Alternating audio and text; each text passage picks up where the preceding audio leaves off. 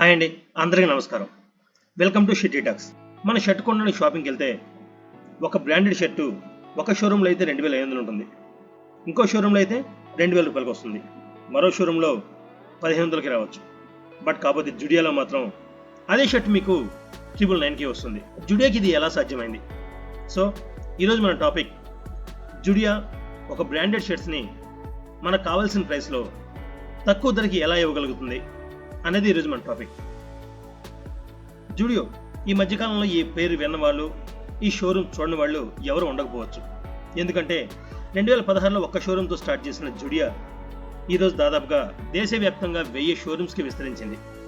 అంటే span of 10 ఇయర్స్లో ఒక్క షోరూమ్తో స్టార్ట్ చేసిన ఈ జుడియో 1000 స్టోర్స్ ఎలా స్టార్ట్ చేసింది, ఎలా ఇంత బిజినెస్ చేయగలుగుతుంది, పోటీలో ఉన్న అన్ని కంపెనీలు కాదని చెప్పి ఈ కంపెనీ అందరికి మించి టర్నోవర్ ఎలా సాధించగలుగుతుంది, ఈ కంపెనీ మిడిల్ క్లాస్ పీపుల్ యొక్క ఆలోచన ఎలా అర్థం చేసుకోగలిగింది, ఈ ప్రైస్లో ఇస్తే బిజినెస్ బాగా చేసుకోవచ్చిన ఆలోచన జుడియోకి ఎలా వచ్చింది, బ్రాండెడ్ షర్ట్స్ అందరికి అందుబాటులో తేవాలన్న ఉద్దేశం ఆ కంపెనీకి ఎలా తట్టింది, ఇలాంటి విషయాల గురించి ఈరోజు మనం డీటెయిల్గా డిస్కస్ చేసుకుందాం.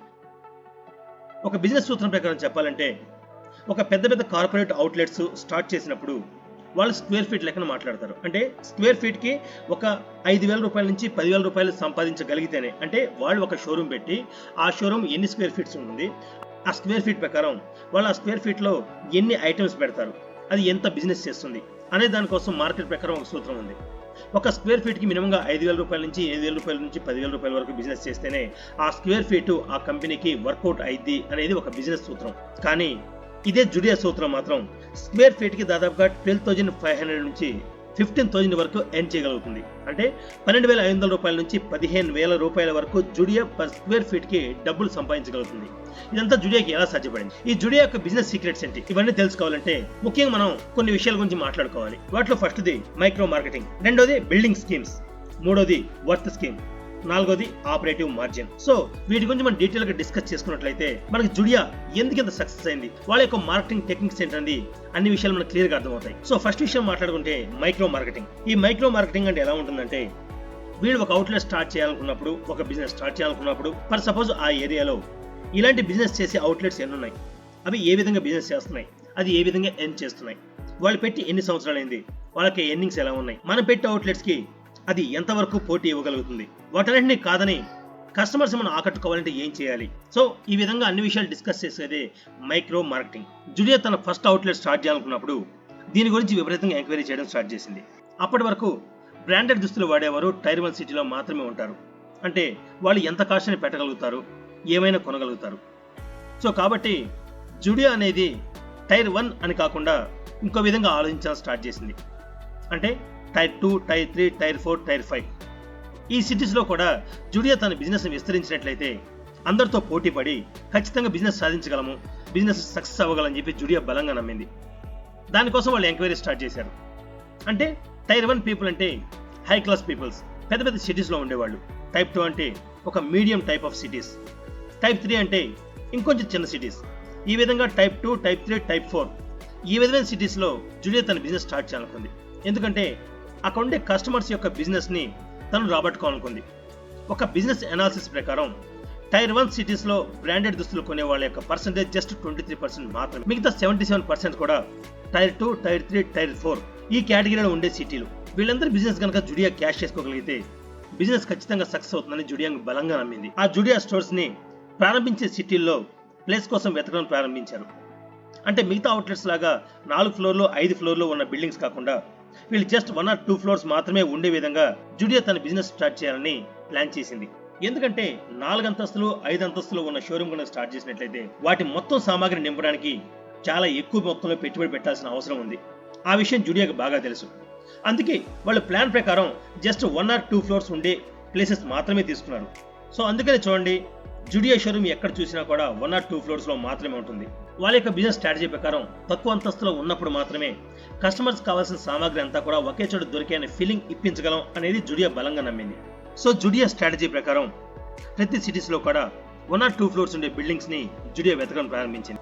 ఆ బిల్డింగ్స్ ఎలా తీసుకుంటే వర్కౌట్ అవుతుందో కూడా జుడియో దగ్గర పర్ఫెక్ట్ ప్లాన్ రెడీగా ఉంది. ముఖ్యంగా ఇలాంటి బిజినెస్ స్టార్ట్ చేసేటప్పుడు 3 రకాలుగా ప్లాన్ చేసుకుంటారు. దానిలో ఫస్ట్ది కోకో అంటే కంపెనీ ఓన్ కంపెనీ మార్కెటింగ్, రెండోది పోపో ఫ్రాంచైజీ ఓన్ ఫ్రాంచైజీ ఆపరేట్, మూడోది ఫోకో ఫ్రాంచైజీ ఓన్ కంపెనీ ఆపరేటివ్. జుడియా అనేది ఈ మూడో స్ట్రాటజీ ఫాలో అయింది, అంటే ఫోకో ఫ్రాంచైజీ ఓన్ కంపెనీ ఆపరేట్. దీని ప్రకారం జుడియా ఏం చేస్తుందంటే వాళ్ళు షోరూమ్ పెట్టాలనుకున్న ప్లేస్లో ఆ జుడియా షోరూమ్కి అనుకూలంగా ఉండే ప్లేస్ని ఎవరైతే ఫ్రాంచైజీ తీసుకోవాలని ఇంట్రెస్ట్ ఉన్న పర్సన్స్ ఉంటారో వాళ్ళతో టై అయిపోతుంది. అంటే దీని ఫ్రాంచైజీ తీసుకోవాలనుకున్న వాళ్ళు ఆ బిల్డింగ్ను వాళ్ళే ఏర్పాటు చేసుకోవాలి, ఆ బిల్డింగ్ సంబంధించిన డెకరేషన్ అన్ని కూడా వాళ్ళే చూసుకోవాలి. కానీ జుడియా మాత్రం ఆపరేట్ చేస్తుంది. అది ఎలా అంటారా? సో బిల్డింగ్ని ఆ ఫ్రాంచైజీ తీసుకున్న అతను బిల్డింగ్ని ఏర్పాటు చేసుకుని డెకరేషన్ చేసుకొని జుడియా సంబంధించిన ఏర్పాట్లు మొత్తం చేసుకున్న తర్వాత జస్ట్ జుడియా దానిలోకి ఎంటర్ అవుతుంది. అంటే కంపెనీ ఆపరేట్ జుడియా షోరూమ్. ఈ విధంగా జుడియా ఆ ప్లేస్ని తీసుకొని తన యొక్క బిజినెస్ స్ట్రాటజీతో అక్కడ బిజినెస్ని డెవలప్ చేయడానికి ప్లాన్ చేస్తుంది. సో ఇక్కడ మీకు డౌట్ రావచ్చు, ఫ్రాంచైజీ తీసుకున్న వ్యక్తికి జస్ట్ బిల్డింగ్ మాత్రమే చేసుకొని అంతా డెవలప్ చేసిన తర్వాత కంపెనీ ఆపరేట్ చేసి అతనికి ఏం వస్తుంది అని. జుడియా స్ట్రాటజీ ప్రకారం అక్కడ ఎంతైతే బిజినెస్ జరుగుతుందో ఫ్రాంచైజీ తీసుకున్న వ్యక్తికి కమిషన్ రూపంలో డబ్బును అందిస్తుంది. ఈ విధంగా ఫ్రాంచైజీ తీసుకున్న వ్యక్తి కూడా నష్టపోకుండా జుడియా పర్ఫెక్ట్ ప్లాన్ సిద్ధం చేసింది. ఇప్పుడు అసలు విషయానికి వద్దాం. జుడియా అన్ని పర్ఫెక్ట్గా ప్లాన్ చేసుకుంది. ఇప్పుడు జుడియాకి లాభం ఎలా వస్తుంది? మిగతా కంపెనీలతో పోల్చుకుంటే జుడియా అత్యధికంగా బిజినెస్ ఎలా చేయగలుగుతుంది, అత్యధికంగా టర్న్ ఓవర్ ఎలా చేయగలుగుతుంది, దీని గురించి మనం మాట్లాడుకుందాం. చాలా పెద్ద పెద్ద బ్రాండెడ్ కంపెనీలు ఉన్నాయి. అవి బట్టల్ని ఓన్గా తయారు చేసుకొని వాళ్లే బ్రాండింగ్ చేసుకొని వాళ్లే ప్రమోట్ చేసుకొని రకరకాలుగా బిజినెస్ చేస్తూ ఉంటారు. కానీ జుడియా స్కీమ్ ఒకటే. జుడియాకి సంబంధించి ఎక్కడా పబ్లిసిటీ ఉండదు. జుడియా ఏ ఒక్క సెలబ్రిటీతో కూడా దీనికి సంబంధించిన యాడ్స్ చేయించదు. అలాగే జుడియా సోషల్ మీడియా ద్వారా కూడా ఎటువంటి పబ్లిసిటీకి ఇష్టపడదు. జుడియా యొక్క స్ట్రాటజీ ఒకటే. కస్టమర్కి మనం క్వాలిటీ బట్టల్ని తక్కువ ధరకు అందించగలిగితే వాళ్ళ యొక్క మౌత్ పబ్లిసిటీ మాత్రమే జుడియా యొక్క బిజినెస్ డెవలప్ చేస్తుందని జుడియా బలంగా నమ్మింది. వాళ్ళు ఆ స్ట్రాటజీ ప్రకారం ఫాలో అయ్యేవాళ్ళు. అందుకని వాళ్ళు బిజినెస్ స్టార్ట్ చేసిన వెంటనే వాటి యొక్క ప్రైస్ ట్యాగ్స్, వాటి యొక్క క్వాలిటీ అన్నీ అర్థమయ్యేలాగా కస్టమర్స్ క్లియర్గా చెప్పించేవాళ్ళు. వాళ్ళు అక్కడ ఇంకో స్కీమ్ కూడా ఫాలో అయ్యారు. అది ఎలా అంటే, ఒక్కసారి షోరూమ్కి వచ్చిన వ్యక్తి ఒక షర్ట్ నచ్చి ఆ షర్ట్ని తీసుకున్న తర్వాత ఇంకో షర్ట్ కూడా చూసి ఇది కూడా తీసుకుందాం, అయినా ఈసారి డబ్బులు లేవు కాబట్టి 2-3 నెలల తర్వాత వచ్చి తీసుకుందాం అలా అనుకుని చాలామంది వెళ్ళిపోవడం గమనించిన జుడియా ప్లాన్లో కొంచెం ఇంప్రూవ్మెంట్ చేసింది. అది ఎలా అంటే, జుడియా యొక్క స్ట్రాటజీ ప్రకారం బిజినెస్ డెవలప్ చేసుకోవడానికి ఎవ్రీ 2 మంత్స్కి ఒకసారి స్టాక్ మొత్తం మార్చేసి కొత్త స్టాక్ తీసుకురావడం స్టార్ట్ చేసింది. సో వాళ్ళ యొక్క స్ట్రాటజీ ప్రకారం స్టాక్ మొత్తం 2 మంత్స్లో క్లియర్ అయిపోయిన తర్వాత మళ్ళీ కొత్త స్టాక్ వస్తుంది. ఈ విధంగా పబ్లిసిటీ చేయడం వలన జుడియాలోకి వచ్చే కస్టమరు తన కొనాలనుకున్న షర్ట్స్ 1 కానీ 2 కానీ 3 కానీ ఎట్ ఏ టైం కొనడం స్టార్ట్ చేశాడు. ఈ విధంగా కంపెనీ యొక్క బిజినెస్లో చాలా గ్రోత్ కనిపించింది. ఈ ఒక చిన్న స్ట్రాటజీ కంపెనీ బిజినెస్ని చాలా డెవలప్ చేసింది. దాంతోపాటు జుడియా కూడా ఓన్ స్టైల్స్, అంటే ప్రతి ఒక్క కంపెనీ కూడా వాళ్ళ యొక్క బ్రాండెడ్ దుస్తుల్ని తయారు చేయడానికి వాళ్ళ ఒక మార్కెటింగ్ టీమ్ని, ఒక డిజైన్ ఎక్స్పర్ట్స్ని, డిజైన్ చేసే కంపెనీని ఫాలో అవుతూ ఉంటారు. వాళ్ళకి ఎలాంటి డిజైన్ కావాలో డిజైన్ చేయించుకొని దాని ప్రకారం బట్టలు తయారు చేయించి వాళ్ళ షోరూమ్స్లో పెట్టుకుంటారు. కానీ జుడియా వీటన్నిటికీ దూరంగా ఉంది. వీళ్ళు ఓన్గా బట్టలు తయారు చేయడం కాకుండా బట్టలు తయారు చేసే ఫ్యాక్టరీస్ ఎవరైతే ఉంటారో వీళ్ళకి పర్మనెంట్ కస్టమర్స్గా ఉంటారు. వాళ్ళ దగ్గరికి వెళ్ళి ప్రజెంట్ ట్రెండ్ ఎలా ఉంది, ప్రజెంట్ ట్రెండ్లో ఎలాంటి బట్టలు వాడుతున్నారు, ఎలాంటి డిజైన్స్ ఇష్టపడుతున్నారు యూత్ అని అనాలిసిస్ చేసుకొని ఆ విధమైన డిజైన్స్ మాత్రమే తయారు చేయించుకుంటూ ఆ డిజైన్స్ అందరికీ అందుబాటు ధరలో ఇస్తూ ఉండటం వల్ల కంపెనీ మంచి లాభాల్లో ఉంది. సో దీని కారణంగా కంపెనీకి బట్టలు తయారు చేయడానికి పెద్ద పెద్ద ఫ్యాక్టరీలతో పని లేదు. అలాగే షాప్స్ పెట్టుకోవడానికి ఆ బిల్డింగ్స్ కొనాలి, బిల్డింగ్స్ డెవలప్ చేయాలి, బిల్డింగ్స్ డెకరేట్ చేయాలి అనే ఖర్చు కూడా లేదు. పబ్లిసిటీ కోసం పెద్ద పెద్ద యాడ్స్ చేయించాల్సిన అవసరం లేదు. సెలబ్రిటీని పిలిచి వాళ్ళ కోట్ల రూపాయలు ఇవ్వాల్సిన అవసరం లేదు.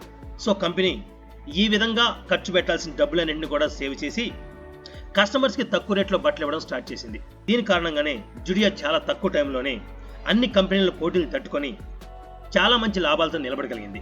సో ఈ బిజినెస్ స్ట్రాటజీ కారణంగానే జుడియా నెంబర్ 1 పొజిషన్లో ఉంది. ఇది ఫ్రెండ్స్ ఈరోజు టాపిక్. ఈ టాపిక్ కనుక మీకు నచ్చినట్లయితే నా ఛానల్ సబ్స్క్రైబ్ చేయండి. అలాగే బెల్ సింబల్ నొక్కి ఆల్ నోటిఫికేషన్ యాక్టివేట్లో పెట్టుకోండి. నేను ఇలాంటి మంచి మంచి ఇన్ఫర్మేషన్ వీడియోలు మీకు అందిస్తూ ఉంటాను. Thank you friends.